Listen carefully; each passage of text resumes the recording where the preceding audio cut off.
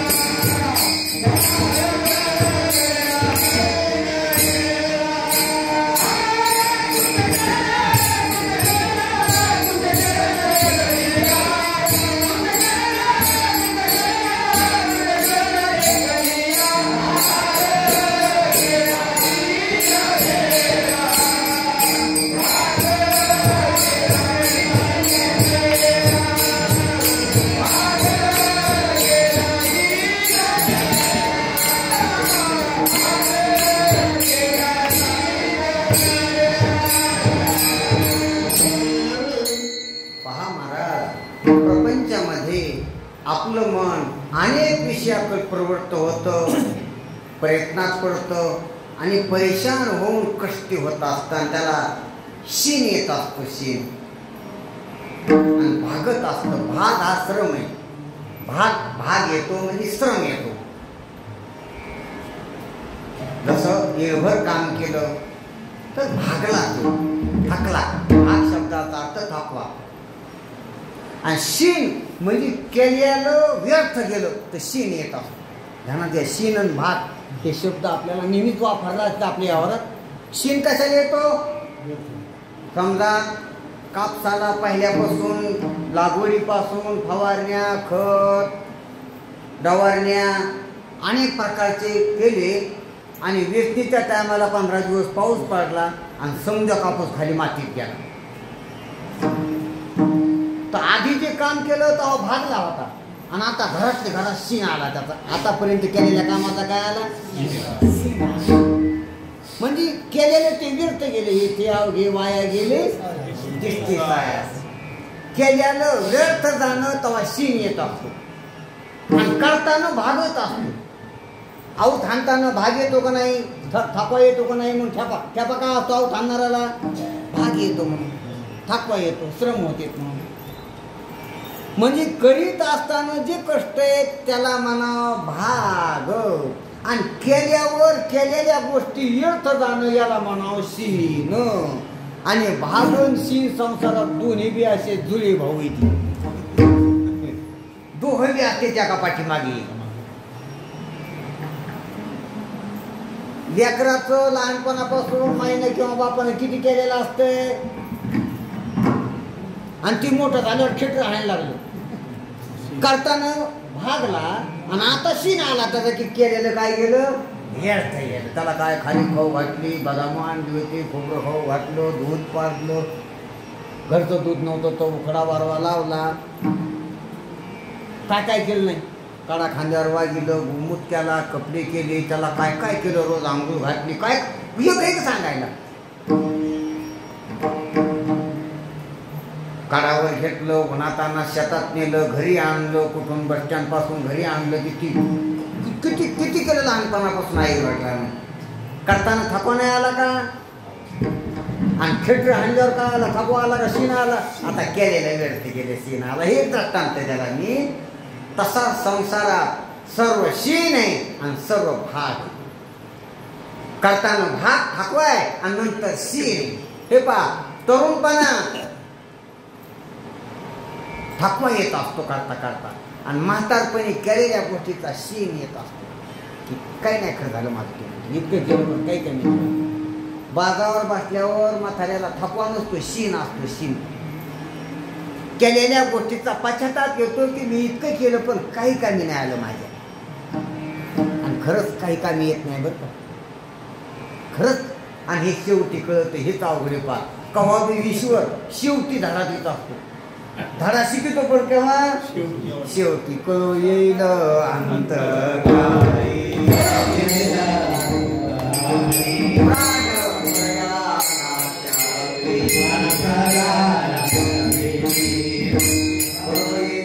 काळी प्राण प्रयाणाच्या वेळी राहते निराळी रांगा पुढे. आपण तालात बसलं नाही हा असो. म्हणून हे शेवटी कळत असतंय, पण शेवटी कळायला पश्चातापाला कारण होत असते. म्हणून कळायचं तर आधी कळावा, शेवटी कळायला काही कमी नाही बसतो कवा कवा कळावं. शेवटी कळायला फक्त पश्चातापाला कारण होत असते, पश्चाताप होतो नुसता. ज्याला टीव्ही झाली त्यानं बिड्या नाही वाढायला पाहिजे होतं, त्याला आता कळालं. काय काय कळलं नाही त्याला, आता काय कामी, आता तर कळणं काय कामी, आता तर कळणं फक्त पश्चातापाला कारणीभूत आहे की बाबा काही नाही बाबा मी लयच चुकलो, करायला नव्हतं पाहिजे असं. आता करतो काय तू, आधी कळायला पाहिजे होतं प्रत्येकच गोष्ट. ज्यानं त्या 7,000 8,000 सोयाबीनचा भाव होता तेव्हापासून त्या सोयाबीन काही लागून झालेले होते, आणि त्याला नंतर कळाले तेव्हा टिकायला पाहिजे होते, आता कळाले 4,000चा भाव झाल्यास काय कळालं, तेव्हा चिकून टाकायला पाहिजे. त्याला घरात उंदरं जाऊन खाय ना, त्याची किडी झाली, घरच्या बाया माणसं शेजायला लागली, काय तुम्हाला पाहुणे माणसं काय तुम्हाला थोडंफार तरी आता करायला पाहिजे बरोबर शाने माणसे.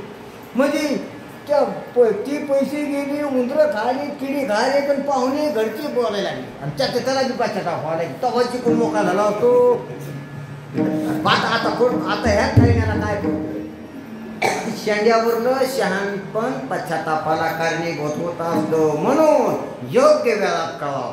म्हणून आपल्याला मनुष्य दे अजून शरीर सक्षम आहे, आता आपल्याला कळावा की जग मन जोडायच्या कामी नाही, मनात आवडायच्या कामी नाही, फक्त देवच आवडला पाहिजे. आणि देव हे का कामी नाही हे सांगायला तुम्हाला विचारानं, कारण की हे संपत असतं आणि मनामध्ये दुःख होत असतं, हळहळ होत असते. आणि देवाकडे लावलं तर देव कधी संपत नाही, मनच देवाशी एकरूप होऊन संपत असते आणि मनाची धाव थांबत असते. हे पा दोन दुःख असते, आवडीचा विषय संपणं हा एक दुःख असते.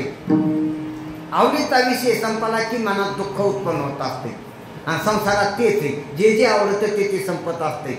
म्हणून एक द्रष्टम तत् नष्टम, म्हणून संसारात दुःखच आहे. म्हणून आपल्या मनाला देवाची आवड लावा आणि देवाची प्राप्ती करून घ्या संतांच्या संगतीत. जर देवाची प्राप्ती झाली, देव ओळखू आला महाराज, तर देव संपत नाही, मनच तिथं संपते, मनाची धाव संपते. हे पहा विषय संपला की दुःख आहे आणि पुन्हा सुखासाठी दुसरा विषय शोधावा लागतो. म्हणजे फिरणं एक दुःख आहे आणि विषय संपतो हे एक दुःख आहे. ध्यानात घ्या.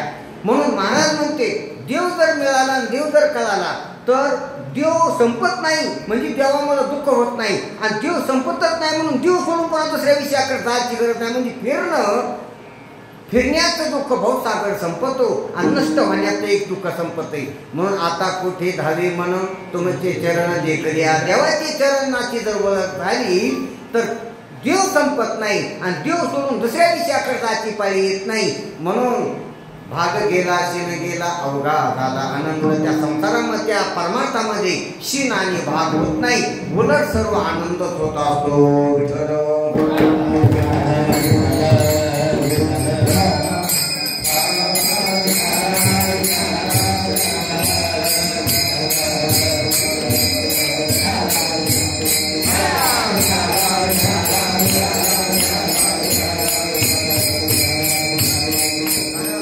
देवाशी एकरूप झाल्यामुळं असं ओळखीत ध्यानात घ्या की देव नित्य, देव सत्य, देव चैतन्य आणि देव व्यापक आहे.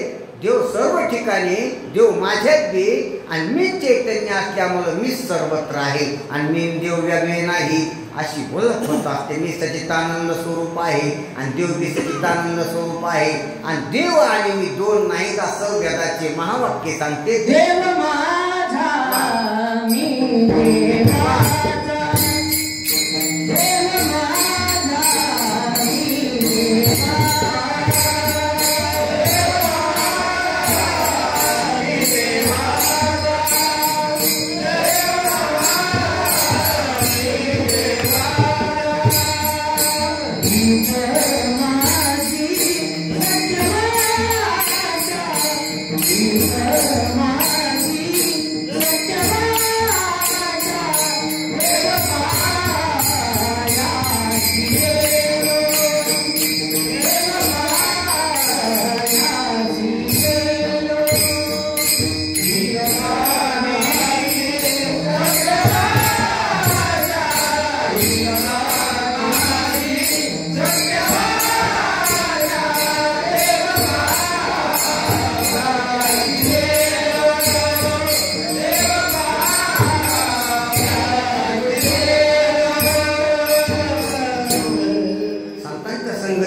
असा नित्य होत असतो की माझं स्वरूपच देह. कारण माझं स्वरूप देह नाही, माझं स्वरूप प्राणेंद्रिय नाही, माझं स्वरूप मन नाही, माझं स्वरूप अज्ञान नाही. माझं स्वरूप ज्ञान स्वरूप चैतन्य स्वरूप आहे, सच्चिदानंद स्वरूप. आणि ते व्यापक असल्यामुळं सर्व जग नाही तेच हे सर्व जगात जगत त्याच्यात भासायला लागले. असं जगाचं अधिष्ठान, मनाचं अधिष्ठान, अज्ञानाचं अधिष्ठान, बुद्धीचं अधिष्ठान असल्यातलं कुठंच चैतन्य तेच मी आहे असं लक्षात आल्यावर मनच मावळून जातं आणि मन मावळल्यावर मनाची धाव कुठं राहिली. आता कोणते धावे मन तुमचे चरण टेकलिया. चरण शब्दाचा अर्थ पाय, पाय शब्दाचा अर्थ अधिष्ठान, ज्याच्यावर सर्व उभारलेला असतं त्याला पाय म्हणतात. शरीराचा सर्व भाग ज्याच्यावर आधारलेला आहे त्याला पाय म्हणावा. जसा घराचा बी पाया असतो तसा शरीराचे बी पाय असतात. तसं सर्व जगाचे पाय असलेलं देवाचं स्वरूप अधिष्ठान. सर्व जगाचं अधिष्ठान, सर्व जग ज्याच्यावर उभारलेले, ज्याच्यावर दिसायला लागलेले त्याला म्हणावं पाय. म्हणून तुमचे चरण देखली आणि त्याची ओळख व्हावा. त्या सच्चिदानंद स्वरूपाची आत्मरूपानं ओळख व्हावा. जे जे सौम्यत्या आत्मरूपा अशा प्रकारची ओळख संतांच्या संगतीत होत असते. आणि अशी ओळख झाल्यावर मनच राहत नाही तर मनाची धाव कुठं राहते.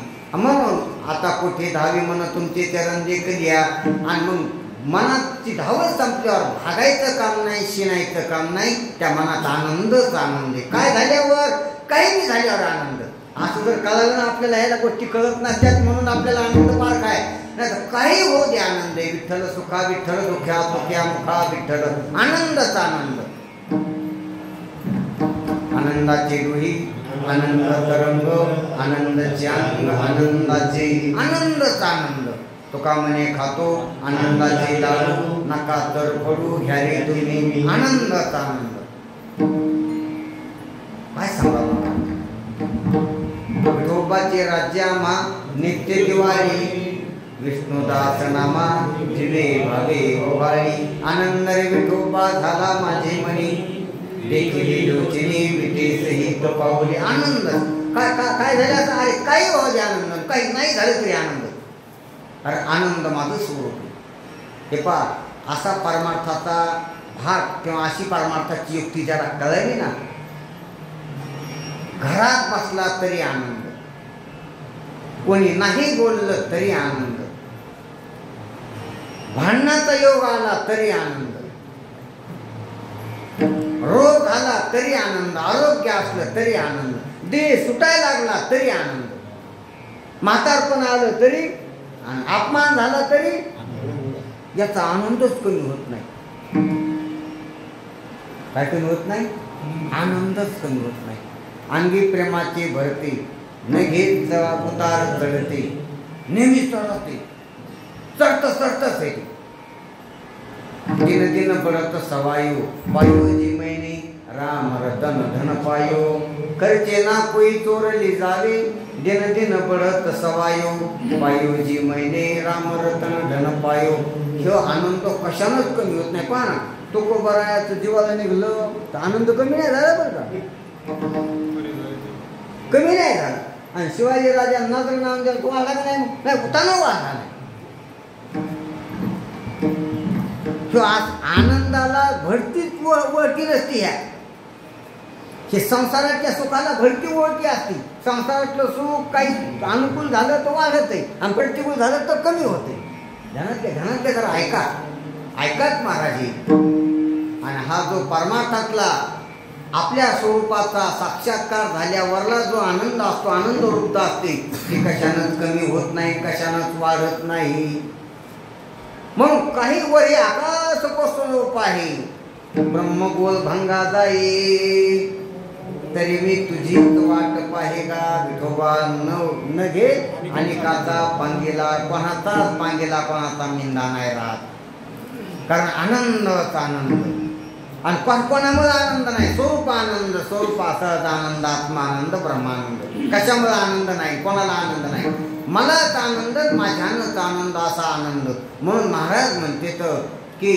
काय भाग गेला शिन गेला अवघा झाला आनंद अनाशा आनंदाच्या स्थितीमध्ये तो आनंद पारखा नाही तो आनंद दुसऱ्याकडून घ्यायचा नाही तो आनंद कोणी चोरून नेईन असं नाही आनंद माझं स्वरूप आहे सर्व दुमदुमून भाग्याला आनंदच आहे अशा प्रकारचा त्या आनंदाचा आभेद कळाल्यावर जे प्रेम उत्पन्न होत असते तर त्यानं जी मिठी वृत्तीची अद्वैतीची मिठी बसते आभेदाची तर त्यानं मुखामध्ये सतत त्या आनंदाविषयी सचिता आनंद किंवा परमात्मा हरी हरी हरी विठ्ठल विठ्ठल अशा प्रकारचे सहज ध्वनी येतात त्याला भावपूर्ण किंवा परिपूर्ण नामस्मरण मानतात म्हणून महाराज तिसऱ्या कड्यामध्ये मानतात प्रेमरसे बैसली मिठी आवडी लाटी मुखाची तो आवडीनं देवाचंच नाव घेत असतो आवडीनं भावी गावी गीत शुद्ध करून या चित्त आवडीनं देवाचंच नाव घेत असतो कशानं आवडीनं आवड फक्त कारण अस्ति भाती प्रिय स्वरूप माझंच आहे असं लक्षात आल्यामुळं त्याची आवडच कमी होत नाही त्यालाच भक्ती म्हणते प्रेम रूपा लक्षणा भक्ती अशा प्रकारची महाराजांना सांगितलेली आहे म्हणून महाराज म्हणतात प्रेमरसे बैसली मिठी आवडी लाठी मुखाशी भाग गेला शिन गेला अवघा झाला आनंद विठोबा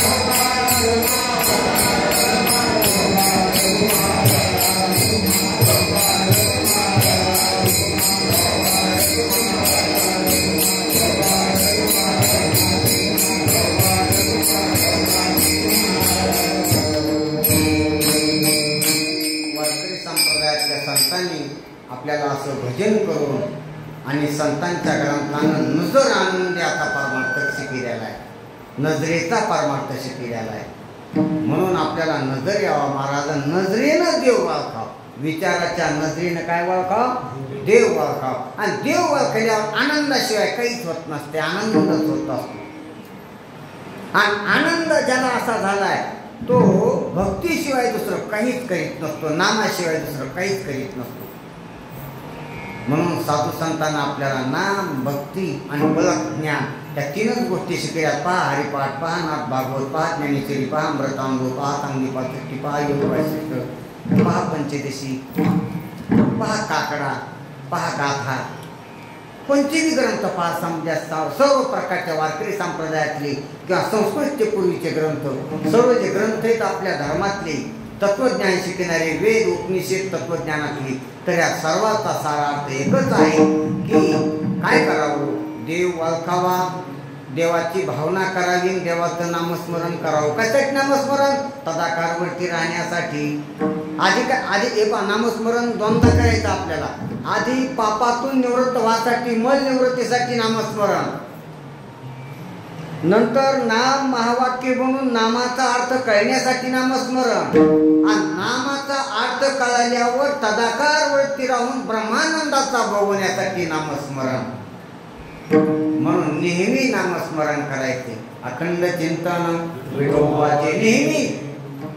समजायनच, अनाधिकाऱ्यांना नामस्मरण करावं, अधिकारी तो. अधिकाऱ्यांना नामस्मरण करावं, ज्ञान होते. ज्ञानानं नामस्मरण करावं, ब्रह्मानंदाचा भोग होतो. म्हणून गाते, श्रुते आणि पाहते, चतुर विनोदी दुच्छिते, सोम भावी पूर्ण ज्ञाते, या सकला ते मनी करा विठ्ठल स्मरण. समजायला देवाचं नामस्मरण सांगितल्याने संतान. म्हणून आपण देवाचं नामस्मरण करा, पण देवाचं नामस्मरण ओळखून करायचे, नजरेनं करायचं. येरगाबाचं काम बी नाही बरं काही. ओळखेला हरी धन्य तो, संसारी मोक्षे त्याच्या घरी सिद्धीचे. ओळखून नाम ओळखारी वस्तू सांगणारी, कल्पना नका अडराना धनी जाऊ. ओळखा, ओळखून नामस्मरण. कोणतं नामस्मरण? म्हणून महाराजांनी सांगितलेले पहा, एक नाम हरी, द्वैत नाम मधुरी, अद्वैताची कुसरी विरळाली. हा वारकरी संप्रदायाचा विरळ आहे बरं का. एक नाम हरी आणि द्वैत नाम कळलं काही? किती बाया म्हणलो पण कळलं नाही कोण. एक नाम हरी, द्वैत नाम मधुरी. हे पहा, याचं नाव काय? याचं नाव काय? बरोबर. याचं नाव काय? वाय. प्रत्येक गोष्टीचे नाव कशी वेगवेगळे, बरोबर आहे का नाही? हा, आता याचं नाव माईक आहे आणि याचं नाव स्टँड आहे. पण मी जर धातू म्हणलं तर हे मी धातू आहे, हा बी धातू आहे. मग हे धातू आहे, एक का स्टँड आणि माईक आहे, धातू आहे. आणि हे काय? प्लास्टिक आहे ना. वायर आहे का प्लास्टिक आहे? प्लास्टिक आहे ना. आता प्लास्टिक रबर काय म्हणाला. मग हे धातू आहे, हे काय? रबर आहे. ध्यानात जरा. हो सर्व पहा इकडे, आता झोपी सारा स्वार्थ आहे. हे काय? धातू आहे, हे काय? रबर आहे. पण हे बी पृथ्वी आहे, हे बी पृथ्वी. याच्यात वाद आहे का? रबर बी पृथ्वीशिवाय नाही आणि धातू बी. मग ही दोन्ही एक पृथ्वी. आता दोन्हीचं ह्या तिन्हीचं नाव एक आहे का वेगवेगळे? वेगवेगळे कुठे? ही पृथ्वी, ही पृथ्वी. पृथ्वी हे जे नाव आहे त्याचं हे एक आहे.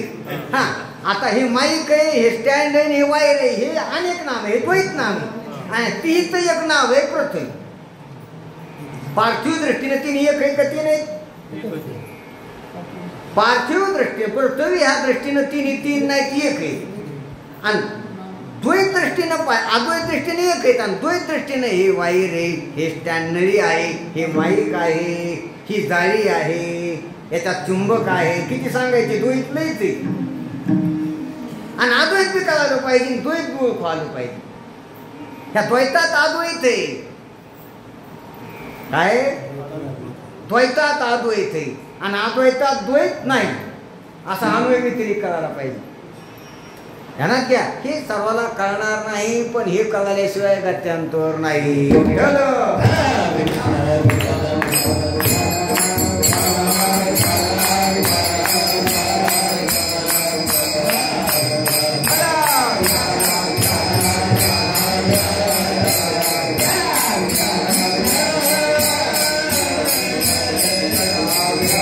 Jai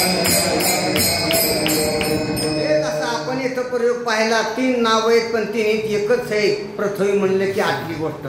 तसं आता ही पृथ्वी आणि सतरंजी वेगळं नाव आहे का? अरे सतरंजी पृथ्वी सोडून नाही. हे खांब वेगळा आहे का? खांब पृथ्वीला सोडून नाही. मृदंग वेगळा आहे का? मृदंग पृथ्वी सोडून नाही. तुमचे शरीर वेगळे का? नाही ते पृथ्वी, सर्व एक पृथ्वी. मग पृथ्वी नाव घेतल्यावर कशाचं नाव घ्यायचं राहिली ठरलं? हत्ती के पाव मी सबके पाव. त्यांना ध्यानात आलं का? पण तरी मी पृथ्वी नावानं पाणी नाही, पाणी भिन्न राहिलं. पृथ्वी म्हणल्यावर पाणी आलं का? पृथ्वी पाणी वेगळी वस्तू आहे पंचभूतातली. अग्नी तिसरीच वस्तू आहे, वायू चौथी वस्तू आहे, आकाश पाचवी वस्तू आहे, पंचमहाभूत होते. तुम्ही आता पृथ्वीतच पाहिली. अरे पण मी भौतिक म्हणलो, भूत म्हणलो, आता पाचवी बी आली. पाणी बी भौतिक आहे, वारं बी भौतिक आहे, आकाश बी भौतिक आहे आणि अग्नी बी पंचभौतिक म्हणलो. भौतिक म्हणल्यावर पाचवी बी आली.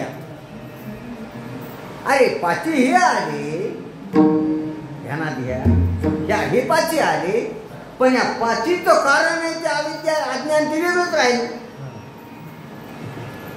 तिकडं आले याच्या म्हणण्यात नाही राहिलं ना, वेगळंच राहिलं ना. मग मी माया म्हणलो. आता समजत आलं इरती माईक समजा जग आलं, भूत आले, मन आले, अविद्या आली. समजा माया म्हणलं, माईक म्हणलं की सर्वच आलं. इरती माईक सर्वच आलं. इर म्हणजे सरोवर करतात. पण माईक म्हणलं तर इकडं समजा आलं कार्यकारण भावातलं, पण अधिष्ठान देव तसाच राहील. म्हणून आता हरी म्हणलो. हरी म्हणल्यावर हरी बी आला. हरी म्हणल्यावर हरीच्या अंतर्गतच भासमान माया आली. मायाकारी प्रपंच आला, सर्वच आलं. मग हरी म्हटल्यावर काहीच म्हणायचं राहत नाही. हरी तर हरीच आहे, पण माया बी हरीच आहे, अविद्या बी हरीच आहे, पंचभूत बी हरीच आहे. आणि पंचभूतातले जगातले सर्व वस्तू नाव रूप समजे काय आहेत, सर्व आकारवान वस्तू हरीच आहे. म्हणून एक नाम हरी. आणि मधातले दुसरे नाव डुप्लिकेट ते द्वैत नाम दुरी ते घेऊ नको. याला बी हरीच म्हण, याला बी हरीच म्हण, याला बी हरीच म्हण, देहाला बी हरीच म्हण, आणि तू स्वतःला बी हरीच म्हण. हरी हरी तुम्ही म्हणाले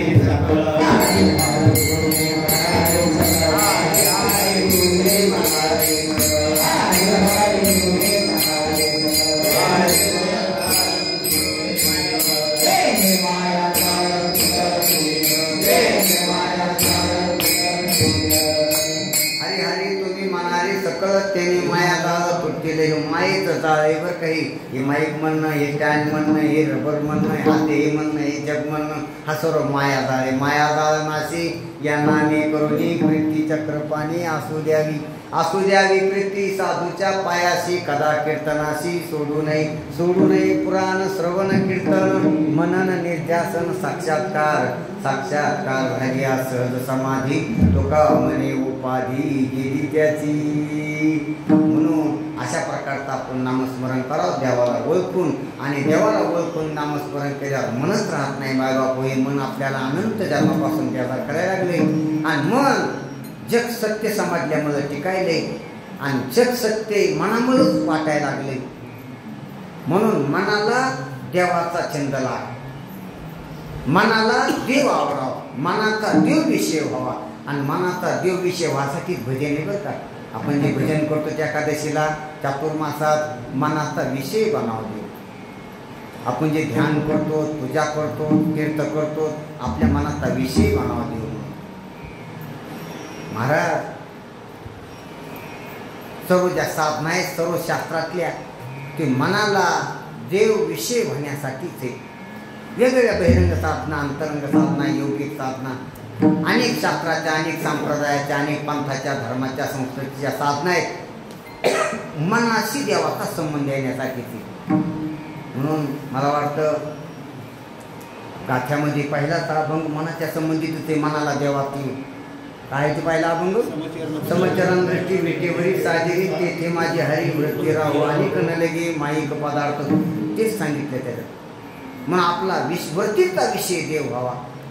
म्हणून वृत्तीचा कसा विषय होतो देव, ते विचारसागरात, पंचीकरणात, अनेक शास्त्रात, अनेक अभंगात, अनेक व्याख्याते, अनेक वक्ते अनेक कीर्तनकार वेगवेगळ्या पद्धतीनं पाठात प्रवचनात सांगितला जातो. भागवतातून ज्ञानेश्वरीतून तो विषय प्रवचनातून तो विषय आपण अवगत करून घ्यावा. एका कीर्तनात सर्व गोष्टी सांगता येत नसतात, परंतु कीर्तन म्हणजे एक आव्हान आहे, कीर्तन म्हणजे एक दौंडी, कीर्तन म्हणजे एक आरुट आहे परमार्थाची. किती ऐका तुम्ही आणि श्रवणाला बसा, ग्रंथ पहा, भजनात या, चातुर्मास ऐका. आणि चातुर्मास ऐकलंय त्याच्या मंडळी तर भागवताचा चातुर्मास चालू असतो, हरिपाठ काकडा चालू असतो. आपण भाग्यवान आहोत, आपल्या गावात बरेच सप्ताह होतात. अनेक वर्षापासून साधू संत येथे येतात. आता परमपूज्य गुरुवरी बापूराव महाराजांचं देखील कीर्तन येतं. त्यांच्या शिष्यमंडळीचा कार्यक्रम घेतल्यामुळं सहज साधं महाराज, साधं खावं, साधं राहावं, साधं बोलावं आणि साधं सांगावं. काही जास्त अहंकारात येऊ नाही, जास्त विद्वता दाखवू नाही. साध्या सोप्या सरळ गोष्टी आपल्याला ज्या लक्षात आल्या संतांच्या संगतीत त्या सांगायच्या, त्यालाच कीर्तन म्हणते. किरकिर करण्याला कीर्तन म्हणू नाही. आणि उगाच लोकांकडून हव्यासापोटी पैसे कमवायसाठी किंवा विद्वता दाखवायसाठी, अहंकार वाढवायसाठी कीर्तन करू नाही. सरळ सोपं साधं संतांना सांगितलं. जसं तुकोबरायाने कीर्तन केलं, जसं नामदेवरायाने कीर्तन केलं, तसं सरळ मनानं प्रामाणिकपणानं संतांच्या तळमळीनं कीर्तन करावं आणि आपलं मन देवाशी एकरूप करून घ्यावं. करून कसं घ्यायचं हे बी जगाला सांगावं, यालाच कीर्तन म्हणतात. म्हणून तुकोबराय म्हणतात हे कार्य कशानं होतंय तर देवाच्या नावानं. म्हणून सत्यानं देवाचं नाव घ्या, हे शेवटच्या कड्यात तुकोबराय.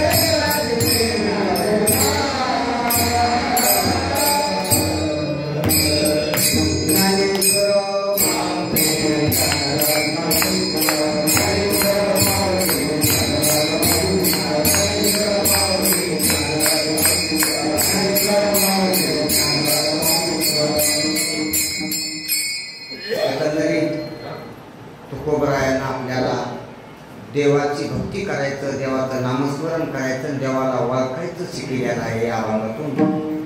आणि ते आपण प्रामाणिकपणानं तुकोबरायाने सांगितलेली साधना करावी. साधना करीत असताना दक्ष राहावं, अंतःकरण शुद्ध ठेवावं, स्थिर ठेवावं, एकाग्र ठेवावं, अंतर्मुख ठेवावं. आणि आपण सर्व तुकोबरायाच्या अभंगाचे चिंतन करणारे साधक आहोत असं समजावं. कोणी लहान नाही, कोणी मोठं नाही, कोणी गरीब नाही, कोणी श्रीमंत नाही, कोणी बाया नाही, कोणी माणूस नाही. बाई माणूस भाव, गरीब श्रीमंत भाव, लहान मोठेपणाचा भाव टाकून द्यावं. कोणाला अभंग पाठ असतील काही जास्त, कोणाला कमी पाठ असतील ते बी काही मला ठेवू नये. पाठ असले तर बरंच झालं, नसले पाठ तर पाठ करावा. पाठ नाही करणार त्यानं लहान मानू नाही, पाठले झाली त्यानं भारी भरू नाही. कोणाला काही कला येतात त्यानं भारी भरू नाही, नाही ते त्यानं शिकावं कला करावं. कलेनं अंतःकरण आपलं शांत स्थिर आणि प्रेमळ होत असते म्हणून कला शिकाव. पण कलेचा अभिमान येऊ देऊ नाही. धन मिळावं त्यानं सुविधा होत असतात व्यवहारात, पण धनाचा अहंकार आणि मोठेपणा त्यानं उठून पाऊल जास्त टाकू नाही, जरा ढेरी बघू नाही, जास्त टाकू नाही. असू द्यावं धन, असू द्यावं पाठांतर, असू द्यावं जास्त बुद्धी, पण त्यानं भारी कशाचा भार होऊ दे नका घेऊ. भार घेऊ नाही. पाठ हे का मृदंग वाजित आहे तू चांगली गोष्ट आहे, पण मृदंग डोक्यावर घेऊ नये. डोक्यावर घेऊन वाजवा का भार होईल ना. पैसे कमी चांगले नाही का, बुद्धी गुरु डोक्यावर घेऊन करू नाही मी असे रस्ते काय होईल त्याचा. म्हणजे काही डोई जड झालं नाही पाहिजे. आपली कला, आपली विद्या, आपलं पाठांतर, आपलं धन, आपला मान, आपलं पद, आपलं शिक्षण, आपला मोठेपणा असू द्या, पण त्या जागेवर खेटर भारीतले झाले म्हणून डोक्यावर घेऊन हिंडू नाही. त्याप्रमाणे सर्वाला पाया तरी घालाव. तुका म्हणे बळी जीव दिला पाया तरी, समजायला पायाखाली तोडाव आणि देवाचं नाव घ्यावं. देवाच्या नावा इतकं काही मोठं नाही. महाराज देवाचं नाव तुमकडे जातो, दुसरं डोक्यावर नाचत काय विद्वाकान, काय कलान, काय मोठेपणान, काय शहाणपणान. देवाचं नाव सर्वात मोठं आहे म्हणून देवाचं नावच घ्यावं. देवाच्या नावानं आपलं अंतःकरण परमात्म्याशी एकरूप करण्याचे प्रयत्न करावं, परमात्मा ओळखण्याचे प्रयत्न करावं. असंच भजन साधू संतांना आपल्याला शिकविलंय. म्हणून साधू संतांची आपण अनुयायी पायिक आहेत, म्हणून त्यांची सेवा त्यांच्या अपेक्षेप्रमाणे, त्यांच्या नियमाप्रमाणे करावी, तरच आपला कर्तार्थ होत असतो जन्म. म्हणून आपण संतांचे म्हणून राहून संतांना सांगितलेल्या नियमाप्रमाणे भजन करू आणि अशाप्रमाणे रोज गीत कीर्तनाची सेवा होते. आपले भगवान महाराज, गुरुवारी बापूराव महाराज, उद्या प्रभू महाराज, अशा अनेक संत महात्म्याची कीर्तन इथं होणारे. मला वाटतं उद्या मधुकर महाराज आहेत. अशा अनेक श्रेष्ठ महात्म्यांच्या ते साधेच आहेत पा. कारण की याचं श्रेष्ठत्व होऊन दिसत नाही. हे काय पटके भारीतले बांधित नाही, याची कपडी चमके नसते, हे खाला काही मोठ्याल्या वस्तू मागत नाही, हे काही विद्वाता प्रचूर बोलत नाहीत, साधं बोलते. तुकाराम महाराज असंच कीर्तन करतो. साधं लय कलान, लय आकर्षित करणं, लय हसीनं, लय रडीनं, त्या हसा रड्याच्या गोष्टी नाहीत. लय कुत्र्या मांजराच्या गोष्टी सांगणं, सासू सोनाच्या गोष्टी सांगणं, यानं जग भुलत असते. जगाला भुलवायचं का जगाचा उद्धार करून घ्यायचा आहे? जगाचा उद्धार करणं आपल्याशी जे का रडवायचंय जगाला. सीताच्या वनवास सांगून रडायचं का? सासू सोनाच्या कुत्र्या मांजराच्या गोष्टी सांगून हसवायचं का? काय करायचंय? आपलं मन जागं करायचंय. जागं रडल्यानं मन जागं होणार नाही, हसल्यानं मन जागं होणार नाही. कोणाचे नाव घेतले तर अंकारात येतो इथे तो जागा होणार नाही. हे फलाने पडले, ते फलाने सावकार आहे, ते शर्ट दे, ते घट दे नाही. एक गाव आम्ही विठोबाचे नाव घेताना कोणाचं नाव घ्यायचं नसतंय. नाव रूप इसरायसाठी ते याचं, नाव ध्यानात आणायसाठी ते याचं. नामरूपी लावे अंगी लावी लावितात. देवाचंच नाव सर्वश्रेष्ठ आहे. समजायच्या नावं देवाच्याच नावात अंतर्भूत होतात. म्हणून आपले नावं विसरा, गावं विसरा, जाती विसरा, लिंग विसरा, भेद विसरा, देवाशी एकरूप व्हा, असा सर्व साधू संतांचा आपल्याला संदेश आहे, उपदेश आहे. म्हणून तो उपदेश आपण ध्यानात घ्यावा आणि झालेली सेवा मंदिराच्या महाराजाच्या चरणी, तुकाराम महाराजाच्या चरणी, सर्व समाज संत मायबापाच्या चरणी समर्पित करतो. चाल घ्यायची का? चाल घ्यायची घ्या वेळ असला नक्की घ्यायची. इथंच कीर्तनाची सेवा समाप्त झाली. जय